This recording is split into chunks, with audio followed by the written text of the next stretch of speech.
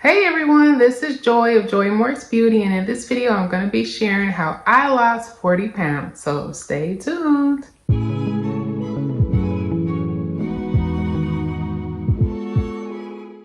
Okay, so tip number one is really work, first of all, on changing your mindset, because you have to remember that this is a journey. So for me, a lot of you all may have saw my YouTube short with a little snippet of my before and after video, but what may not be evident is that the difference in time between those two video clips was 18 months. So I'm not someone who dropped all this weight overnight, because I know there's a lot of videos out there like that. It really took me some time. But in retrospect, I'm happy that it did, because it's been kind of like a slow decline in my weight.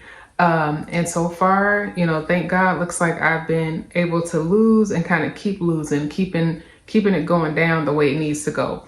But really for me, if someone's asking me advice, and again, I'm not a medical professional, I can't give official advice. This is just what I did.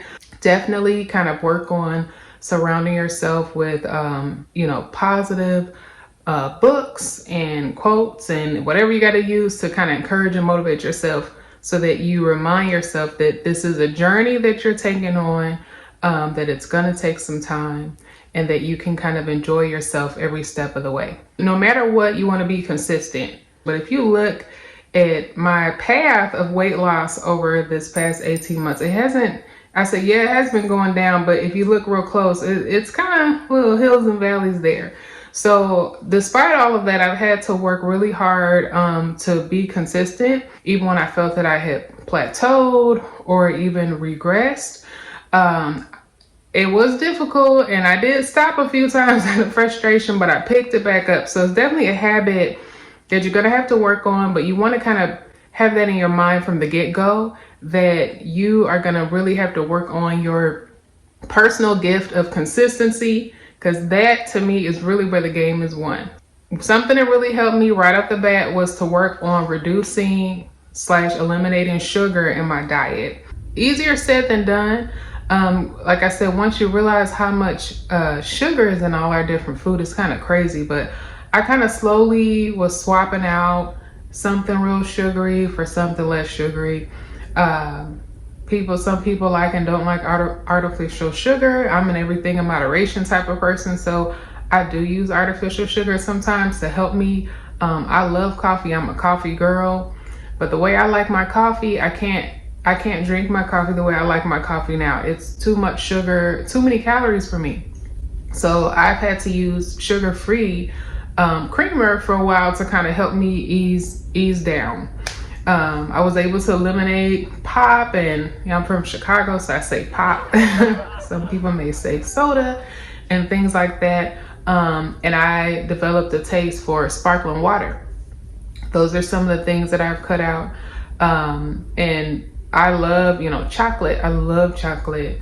But I've had to drastically reduce my consumption of chocolate and break some habits that I had of just eating that so much.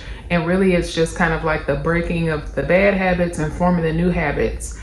Really just kind of trying to eat whole foods, trying not to eat processed or as many processed foods. Sometimes it feels unavoidable, especially if you're really busy. I work full time. My husband works full time. We have 2 kids. We're very busy. So as much as I could eat whole and healthy and natural, I did.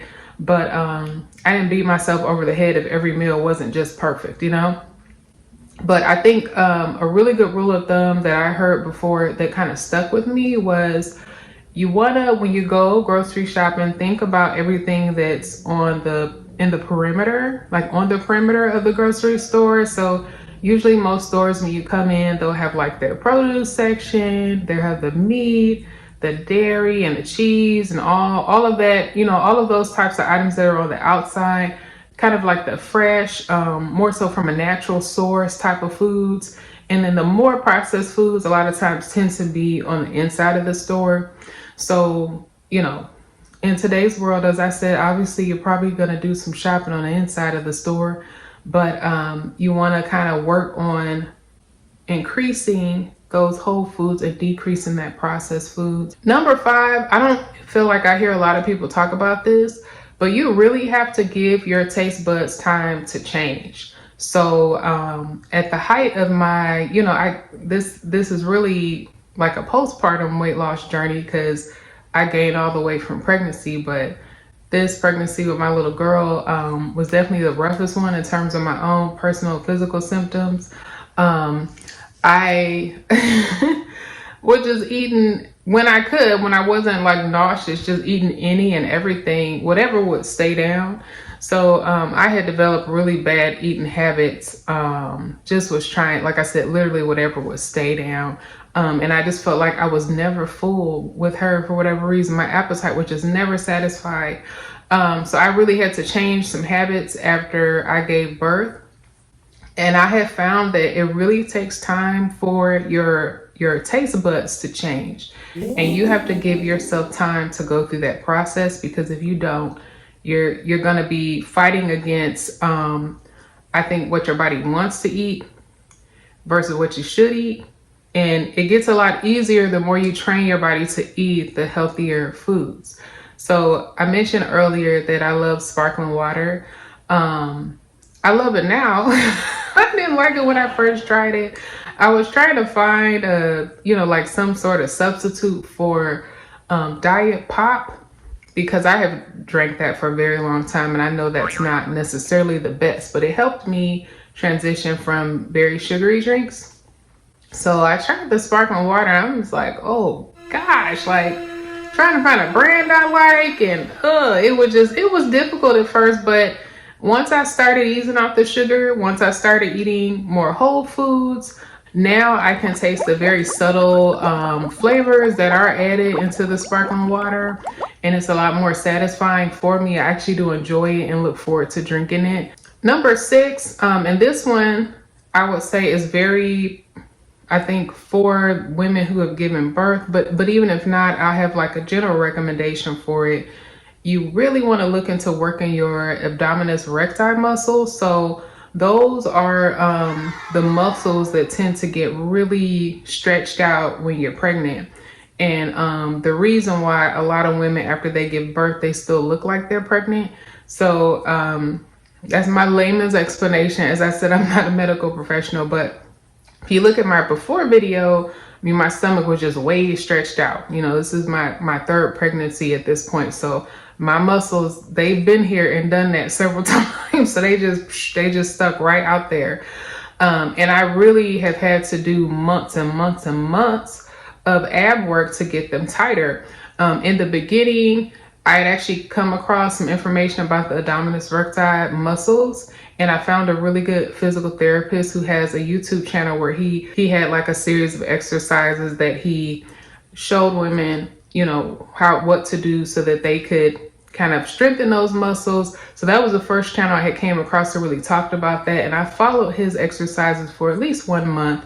But I have, since then just worked very diligently on strengthening my ab muscles. Strengthening your ab muscles, they're some of the most important muscles in your body. Definitely kind of adds to, I think, the overall look as you lose weight. So it's very highly recommended. Number 7, something I started doing, which I kind of worked into like a lot of my weight loss updates on the channel, is I incorporated more and more physical activity. And so when I first started working on losing weight, I was really obsessed with trying to find like the right workout program for me. But I found that every time I tried a program, I would really love it for like 2 months and I get super bored with it. And I'd be like, I don't want anything to do with this. So I just kind of used that as my pattern. If I found something I like, I used it until I got bored with it. Then I found something else. Then I found something else.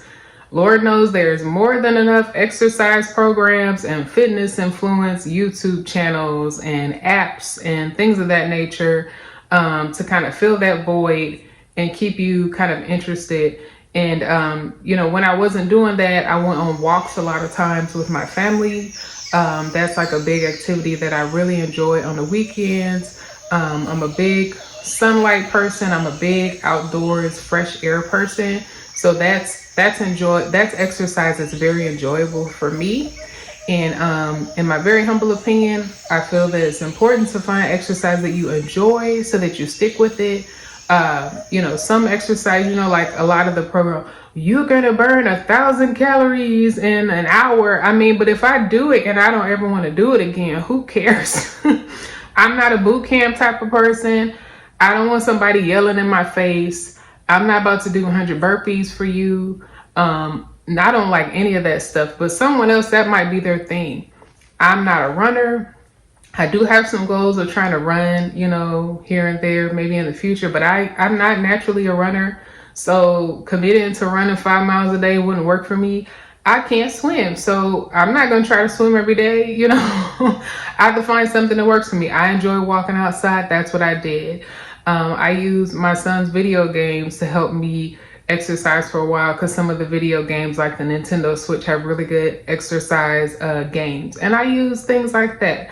So definitely find out what works for you, even if it may not be like the popular choice in the culture, right now. Whatever works for you, that's what I would kind of stick with, to build that habit so that you actually enjoy it while you're doing it. Okay, so I had hit this plateau for a series of months, and it was so frustrating because I was still exercising, and I had incorporated all of these tips that I just shared with you all. But I had some bad habits that I built up too. So I was eating a lot of whole natural foods, but for example, cashews. I love cashews. And so I replaced like a lot of my sweets that I would eat with cashews. And so then I was overeating cashews, probably like, I don't know, 2 cups a day. I don't know. I just kept going back, to like the container. I think I was buying like one huge container of cashews each week, not even thinking about it, because I was like, oh, it's healthy.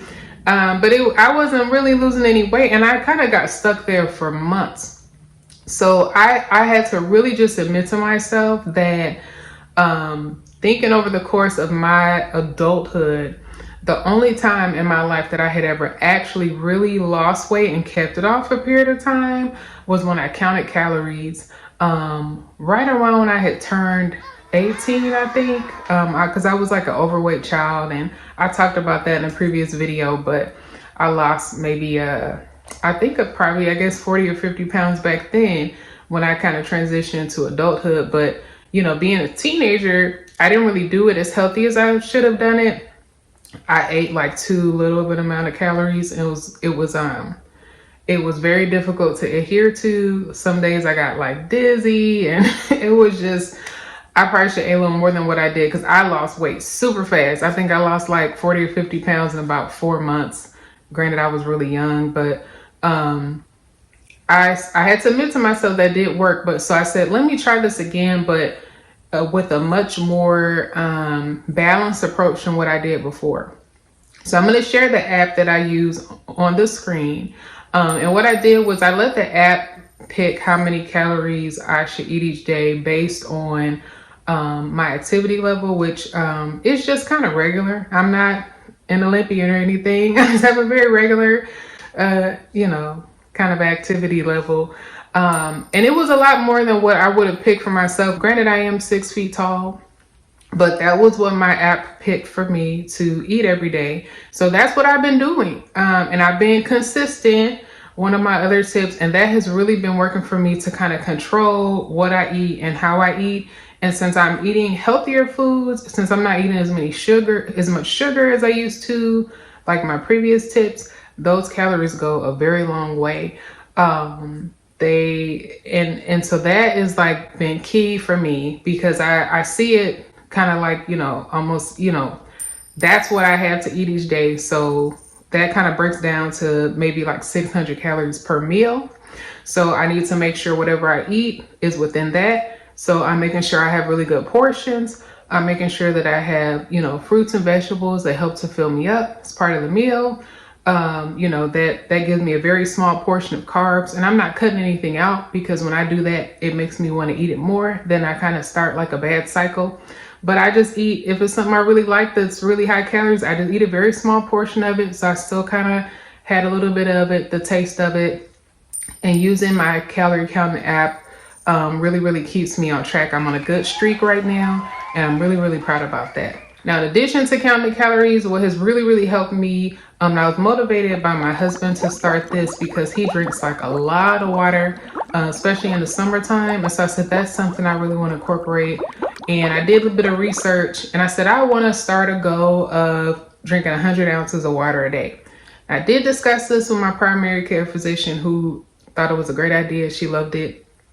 And that gave me like the biggest light bulb moment. I said, okay, well, let me just try to make sure I drink water before I eat my meals so that can help with me feeling more satisfied.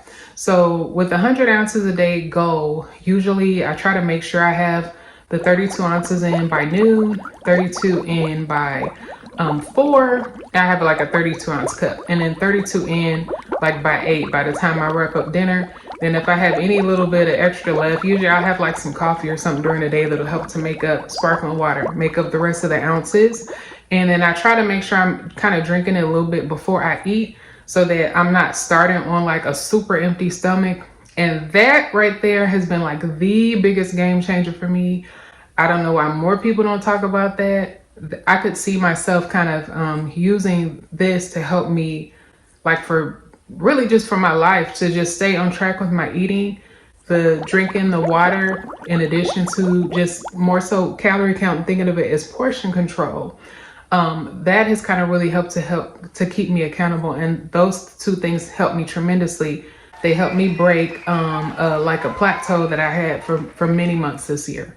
So I spent many months kind of casually exercising, building up my endurance, getting to the point where exercise didn't constantly burn and hurt, and that I actually enjoyed it a little bit. And then I said, well, I want to take this to the next level. So I had been hearing about all these apps where they have like, 7-minute HIIT and things like that. So I went through a couple of them and I found one that I really like. And I've been using it pretty consistently now for at least a month and a half. It's definitely a habit set in at this point. It's only 7 minutes.